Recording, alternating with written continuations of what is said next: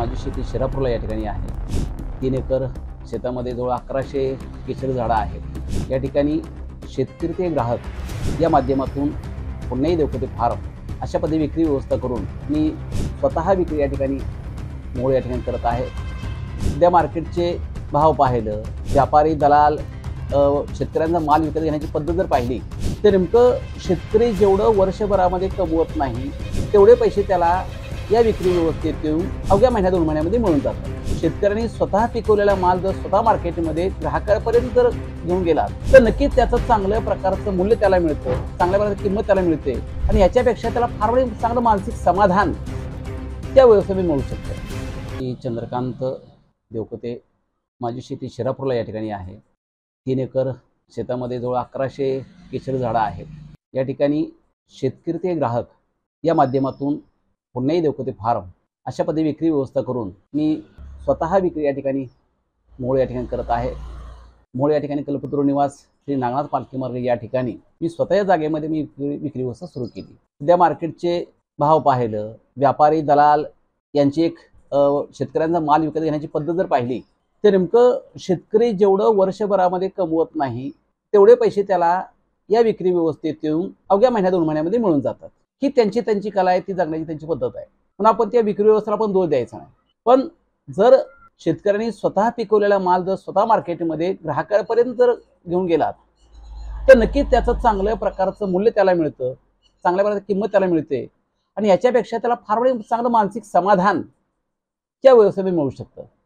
कारण तुम्ही पिकवलेला माल, तुम्ही पिकवलेला आंबा जर समोरच्या ग्राहकांनी जर खूपच छान आहे, खूपच गोड आहे ही जर तुम्हाला प्रतिक्रिया दिली तर नक्कीच तुम्ही 150-200 रुपये किलोला विकलेला आंबा बाजारामध्ये 500 रुपये तुम्ही विकताय की काय, अशा प्रकारची तुमची मानसिकता तुमची तयार होते। तर साधारणतः 3 ते 4 वर्षापासून मी विक्री व्यवस्था होती, परंतु कमर्शियल आपण ज्याला म्हणतो, व्यावसायिक दृष्ट्या आपण ज्याला म्हणतो, हे मी पहिल्यांदा चालू केले।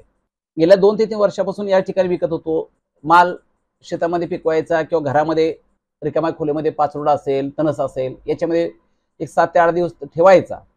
त्याच्यानंतर तो दुकानात आणायचा, दुकान मोकळ्या हवेमध्ये ठेवायचा आणि त्याच्यामुळे ग्राहकांना एक विश्वास बसला की एक चांगल्या प्रकारचा आंबा आपल्याला देवकसरच्या माध्यमातून आपण मिळू शकतो आणि त्यामुळे ग्राहकांचा विश्वास पहिल्यांदा माझ्यावर बसला आणि परिणामी माझी जबाबदारी वाढली गेली की आपण ग्राहकांना जास्तीत जास्त चांगल्या पद्धतीचा आंबा कसा देऊ की जो नैसर्गिक पद्धतीने पिकवलेला असेल, विषमुक्त आंबा असेल।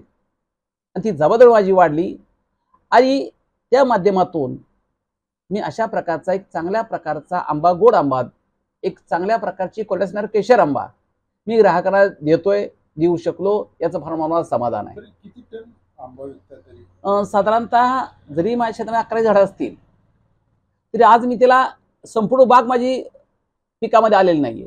काही 15 वर्ष काही झाडं आहेत, काही 12 वर्षी झाडं आहेत, काही 5 वर्षी झाडं आहेत। तर साधारणतः एकरी आपण जर ॲव्हरेज काढला तर ऊसापेक्षा नक्कीच चांगलं उत्पन्न ह्या आंब्याच्या बागेमध्ये मिळू शकतं। ते आपण ठराविक उत्पन्न सांगू शकत नाही। कधी एकरी आपल्याला 5 लाख मिळू शकेल, 2 लाख मिळू शकेल, नैसर्गिक संकटामुळे कधी 50,000 मिळू शकेल।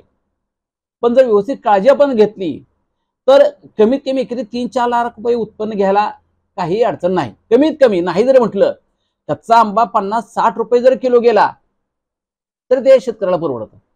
आज मार्केटमध्ये मार्च एप्रिल या महिन्यामध्ये जर आंबा आला तर त्याची किंमत तुम्हाला एकरी 10-15 लाख रुपये उत्पन्न जाऊ शकतं। तोच आंबा आता आपण पावसाळी दिवस आहेत, थोडे भाव आलेले आहेत, 30 तारखेला वातावरण निवळून जाईल, त्याच्यानंतर भाव परत वाढतील। पण निसर्गावर बऱ्याच काही गोष्टी अवलंबून आहेत। तर तुम्ही आंबा लवकरात लवकर कसा मार्केटमध्ये आणताय याच्यावर त्या उत्पन्नाच्या आकडेवारी जास्त अवलंबून असते।